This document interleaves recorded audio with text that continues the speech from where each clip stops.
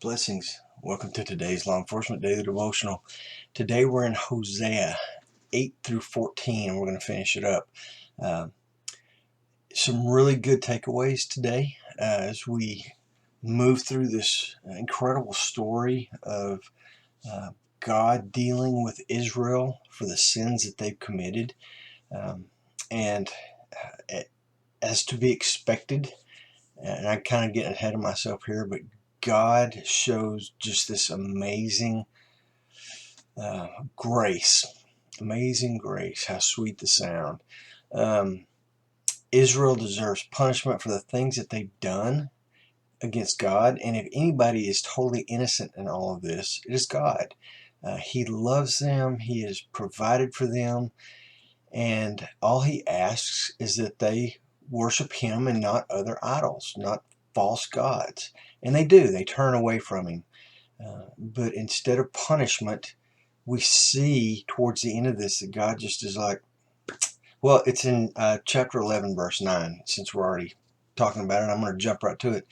The verse says, I will no longer execute my fierce anger. I will not destroy Ephraim again. And Ephraim is a substitute for Israel. Sometimes he'll use the name Jacob, and Jacob is a substitute for the name of Israel. So when he says Ephraim, he's talking about the entire country, not just that one tribe. It says, for I am God and not man, the Holy One in your midst, and I will not come in wrath. It is such a great verse for us to remember. Even David, when he was given the option of choosing punishment from a plague, punishment from man coming in and invading, or punishment from God, he said, let me fall into the hands of God, because God is gracious and compassionate. Man will rip you to shreds. And here, God says it, for I am God and not man. I want to fall into the hands of a holy God, someone who loves me unconditionally and has grace for me way beyond anything I deserve. Grace is unmerited favor in the face of deserved wrath. We deserve wrath, but he gives us this grace that we don't deserve. And we see that throughout the Bible. And when people say the God of the Old Testament is just a mean God who wants to kill everybody, and that is not true. We've seen it with Ahab. We see it here. We've seen it in so many places in God's Word where at the moment where they deserve wrath, he stops and says, no, I'm going to give them grace. I'm going to pardon them. I'm going to forgive them of everything, and I'm going to love them. That's the kind of God we serve. Isn't that cool? Okay, so law enforcement takeaway. Chapter 10, verses 12 and 13. And again, we're in the midst of this story of Israel. But verse 12 of chapter 10, it says, sow with a view of righteousness. Now, when he's saying sow, not needle and thread, he's talking about plowing up the ground and sowing, planting seeds. Sow with a view of righteousness. Reap in accordance with kindness. Break up your fallow ground, for it is time to seek the Lord until he comes to rain righteousness on you. And I apologize, this is not my law enforcement takeaway. That's coming up. It's the next verse. But this one was such a great verse as far as you reap what you sow. If you sow righteousness, if you go around and intentionally act righteous and perform righteousness, not to get into heaven. This is a work God created for you after you've received salvation. But if you sow righteousness, you're going to reap righteousness. He's going to rain down righteousness upon you. And a simple way of looking at it, if you want people to treat you kindly, you have to treat them kindly first.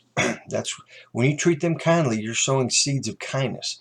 Then their kindness will come back on you. It's like planting tomatoes, and when the harvest comes up, what are you going to get? You're going to get tomatoes. You're not going to get carrots. You're going to get exactly what you sowed. So if you're sowing anger and bitterness towards people, don't expect anything less than that from people. And God's going to love you. And then real quick, 10:13 says, you have plowed wickedness, you have reaped injustice, you have eaten the fruits of lies. Because you have trusted in your way, in your numerous warriors, God's telling them, look, this is the opposite of reap. If you reap righteousness, I'm going to rain down, or if you sow righteousness, I'm going to rain down righteousness on you. But he says, if you plow wickedness, you're going to get injustice, and you're going to, just like what we just talked about. Okay, here's my LEO takeaway. I keep saying the wrong one. Chapter 12, verse 6. The NIV says it like this: but you must return to God. Think about that. You must return to God. Maintain justice and love, and wait for your God always. I get this thought of, you can't maintain love and justice until you return to God. The NASB puts it like this: therefore, return to your God, observe kindness and justice, and wait for your God continually. Be a man or woman that follows God, his laws, his rules, his precepts, all the things that he expects of his children, the things he expects from a royal priesthood. Follow and do those things.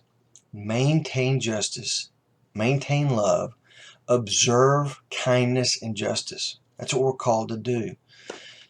Great takeaways. Just a great read today. Tomorrow we're in 2 Kings chapter 15, verses 1 through 7.